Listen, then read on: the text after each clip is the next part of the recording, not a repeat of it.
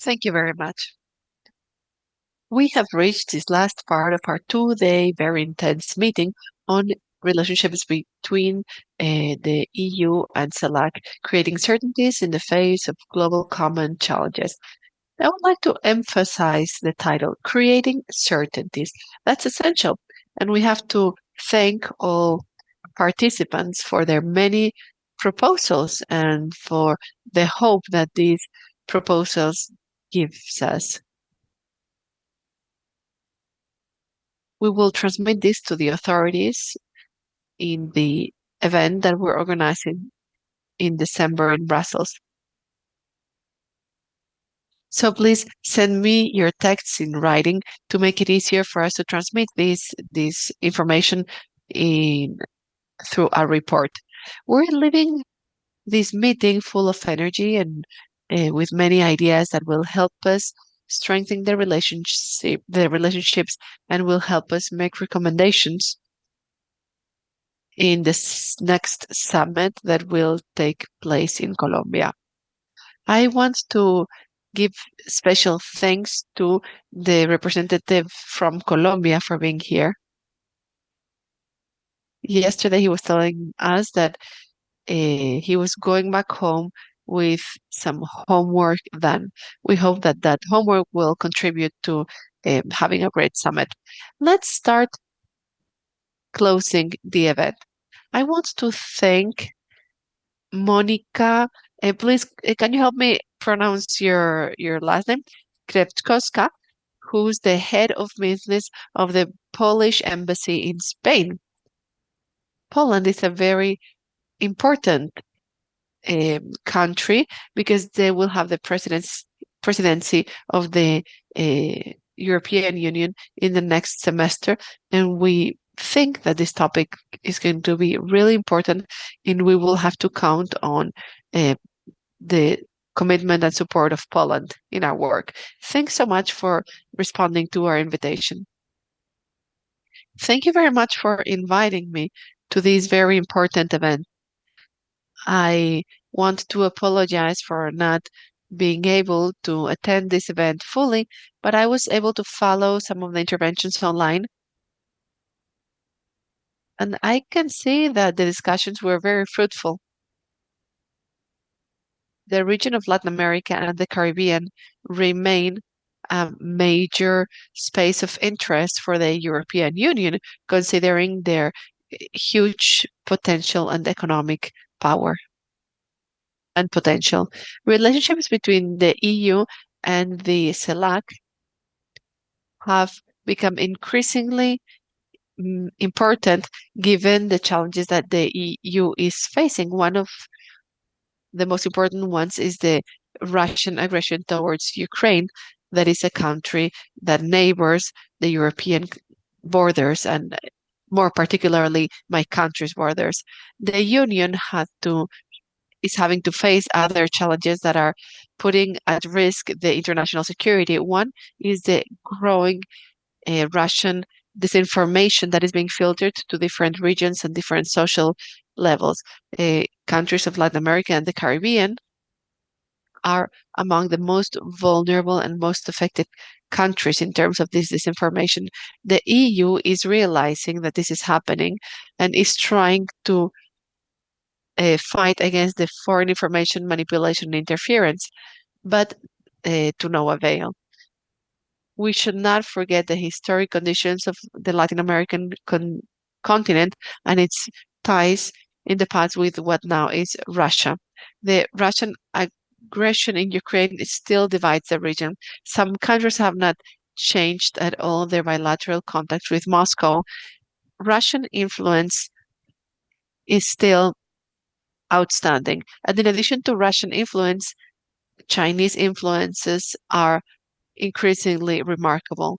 When we talk about relations between the EU and Latin America and the Caribbean, we have to remember that this region is not uniform at all. There are differences and discrepancies not only between the subregions, but also between countries themselves. Bilateral contacts, individual contacts, require not only goodwill, but also delicacy and sensitivity. It was very hard and it took a long time to convince our Latin American and Caribbean partners that we want to develop relations based on equality. But equality must involve efforts from both sides. However, in the last years, the region has been treated as a priority partner, avoiding many conflicts. The tactics were the inclusiveness, and inclusiveness has generated results. The dynamics of this relationship started in 2022 by the High Representative of the Union for External Affairs and Security Policy, Josep Borrell. This policy will remain. Caracalas, who will be in charge of this um, office since December, mentioned among her priorities the organization of the EU's LAC Summit in Bogota in 2025 in agreement with the um, agenda set in the previous meeting. My country, Poland, that is going to um, be president of the European Council in the next semester, has shown its intention to foster all these activities to promote the bi-regional dialogue. Both regions have many topics to discuss, and next year, with the changes that will happen, these will be renewed. One of the most important priorities, and I think uh, very timeless so, of our presidency will be security in all its dimensions: military, energy, food, civil, economic, sanity, and information security. Poland wants to encompass all the topics, but the priority is priority. Um, the first priority is security in the face of the Russian threat. We want to build better resistance.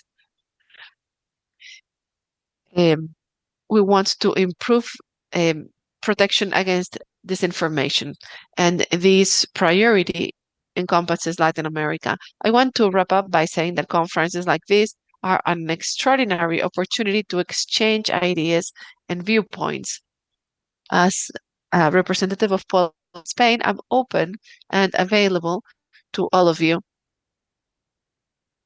Everyone who wants to work with us as the future the future presidency or in other topics, we can work together because we are far away, but there's no doubt that we are uh, together in the face of our initiatives and in the face of the challenges.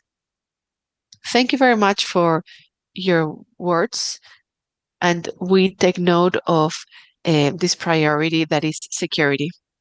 I will give the floor to Pablo Hurtado Pardo as representatives of the regional government of Extremadura and as member of the Board of Trustees of the Juste Foundation.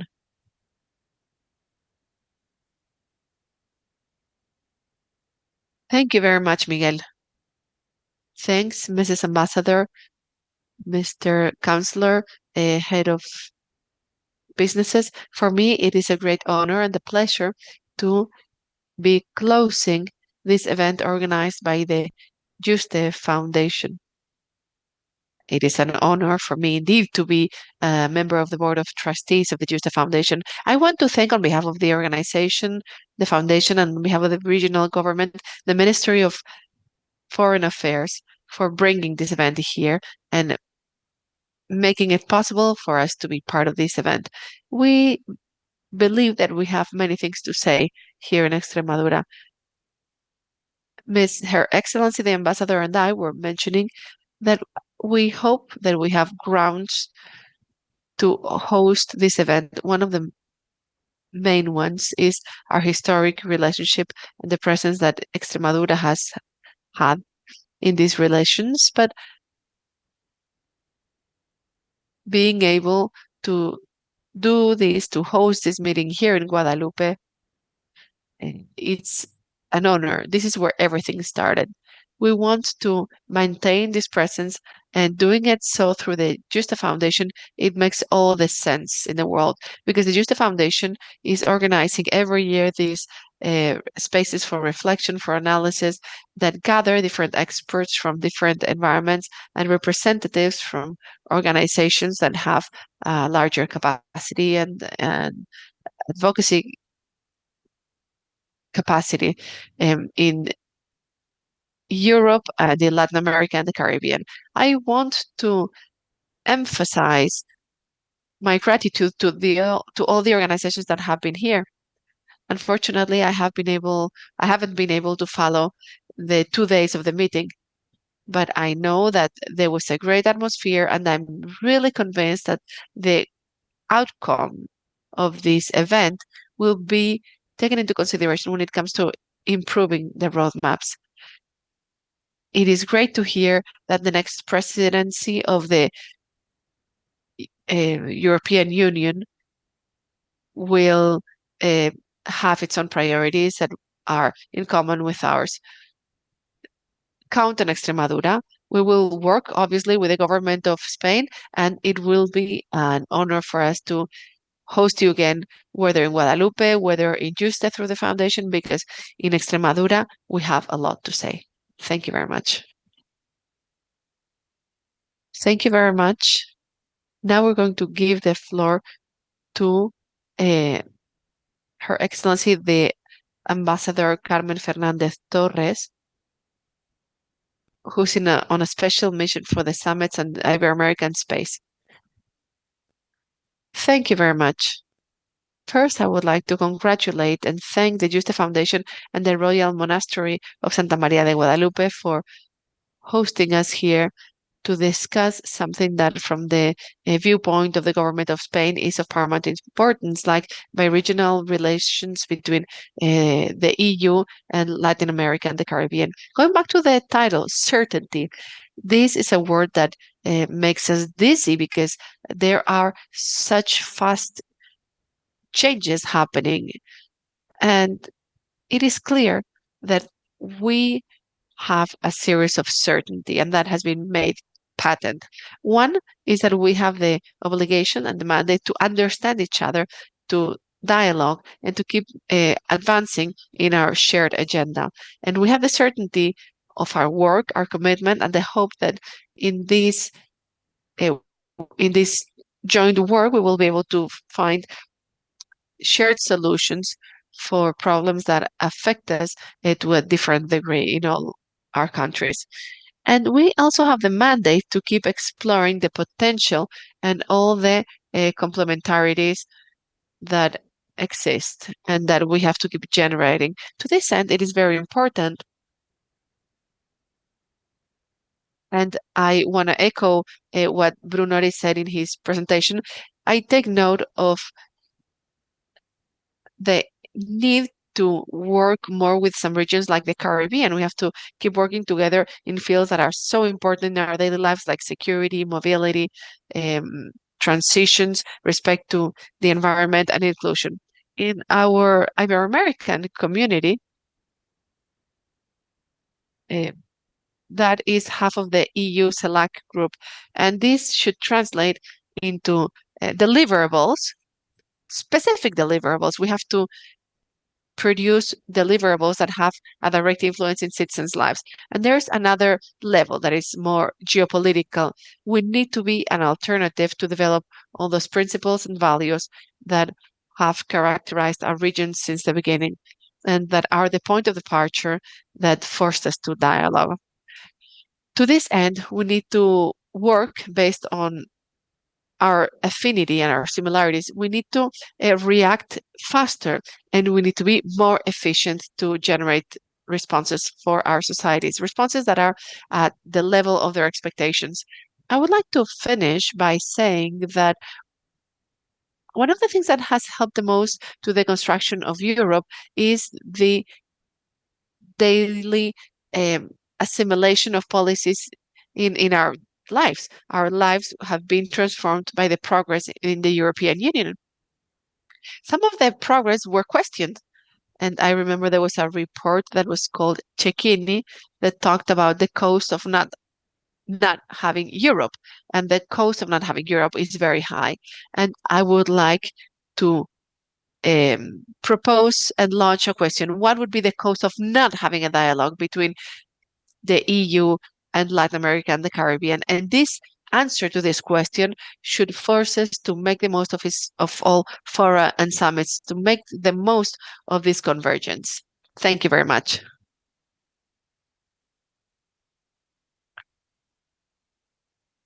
Thank you very much, Her Excellency. I want to emphasize that when it comes to the Caribbean, we will take them into consideration in Brussels. We invited them here. It wasn't possible to have them here. They tried to be here, but their agendas were very tight. And in Brussels, we will have the opportunity of having representation from different countries from the Caribbean. We are going to close this meeting, and since we're looking at the future, we have to give the floor to Colombia last. We have to give the floor to um, the representative from Colombia, um, Santario Mejia Idarragam. Since I'm in charge of closing the meeting, I want to thank the Juste Foundation for organizing this meeting. We are very happy with it because this helps us greatly as a country to have ideas on how to um, organize our presidency based on what has been discussed here. Hopefully, it would be great if we could have more spaces like this. I think this is one of the first level of the construction of our shared agenda. I want to thank Extremadura for your kindness and for hosting us. It is very inspiring to be addressing these topics in this beautiful place that is so connected to um, the thought and the idea of Charles V.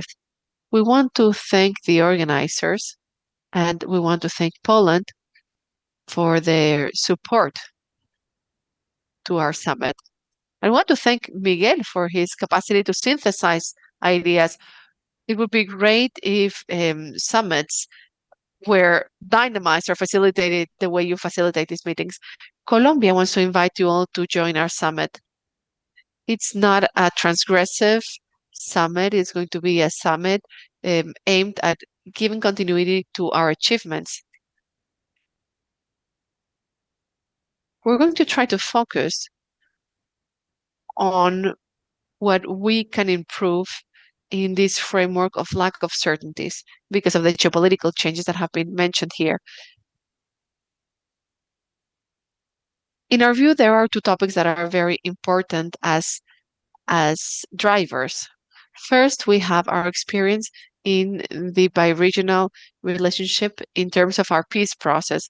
Our peace process is very sui generis. It's very um, specific of Colombia, but there we could see that with the support of Europe, consensus and agreement was possible with us as the Latin America counterpart. We believe that the infrastructure that we have in Colombia, in terms of the support from the European Union to our process, could be used to promote the dialogues that will take place in Bogota in the summit next year. We also want to emphasize the experience that we had in the COP in Cali. We believe that that energy transition and taking care of biodiversity is something that is a topic that brings us all together because the challenges are shared. And with this vision, we would like to organize a summit in which green transition should be the guiding principle. We are announcing this. This is a mandate that President Petro um, gave to Chancellor Murillo, and we have been working on this, and we have created different activities in line with the presidency that Honduras is handing over to us.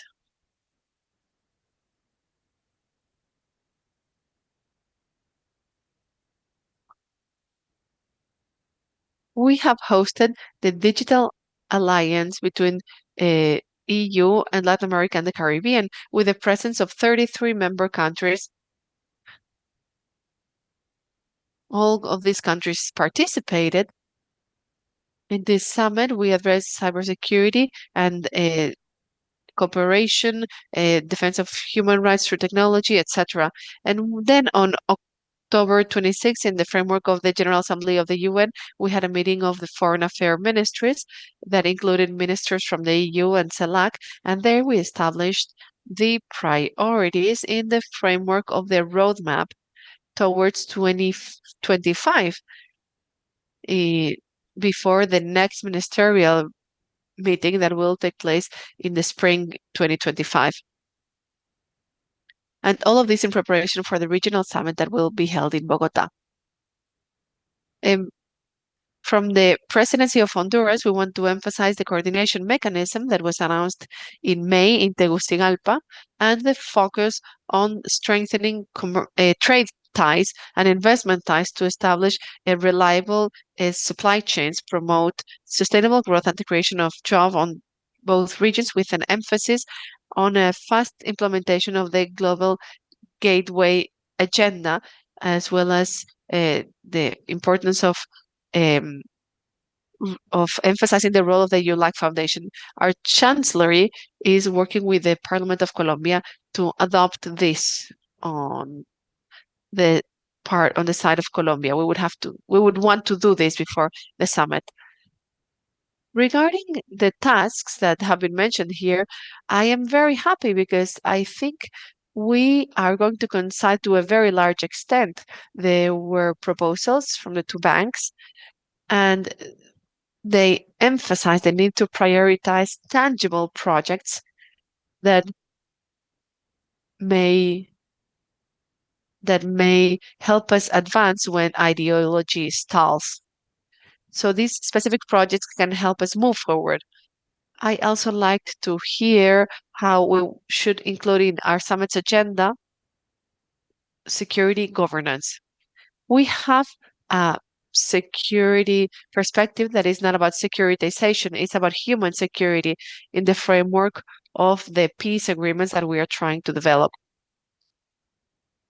This is surely going to be part of our summit.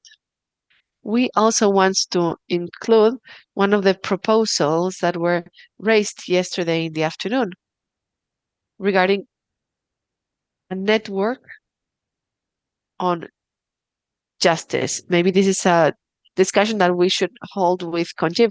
And this is a proposal that satisfies me the most, and that is, and I'm going to transmit this to my chancellery, giving important role to the participation of universities. In Madrid, we have been invited to over 10 events that were similar to this, but they were organized by universities. There is an ecosystem, a very large ecosystem that is interesting and that should be included. We want to invite you to Colombia. We really hope to um, have your participation, high level delegations, particularly in the context of these geopolitical challenges that we have. Welcome to Colombia next year, and thank you very much. Thank you very much, Minister and Chancellor. In the foundation, we have a tradition. This is a time to give. Well, does anyone want to take the floor before closing the meeting? Okay, Christine has the floor. I wanted to echo the idea from Ambassador Fernandez of studying the cost of the non-strategic alliance between CELAC and the European Union, because that study would make it clear how it doesn't make sense to waste words when there is so much to do. Up until the end, you were contributing with good ideas. So if there are no other interventions, I want to thank all the entities that supported us and that are here with us, starting with the Ministry of Foreign Affairs. I want to thank all the panelists, the different embassies from different countries, the different institutions that wanted to support this event. We have a full list of homework, but we also have a list of tasks that will help us in our work. I want to thank the technical team, the team from the foundation, the team from the ministry that has been supporting us in creating this agenda. We want to thank all the participants, over 100 that have been following us on YouTube. And I'm sure as we start disseminating the meeting on the media, on social media, we will have more people benefiting from it. Over 25 countries have been, people from over 25 countries have been following us, thanks to the interpreters that made it possible to share this work not only with Spanish speakers, but with the rest of the world. Thank you very much. Enjoy your afternoon. Have a wonderful weekend and see you in Brussels. I hope that we can keep contributing to this relationship between Latin America and the Caribbean. Thank you very much and good afternoon.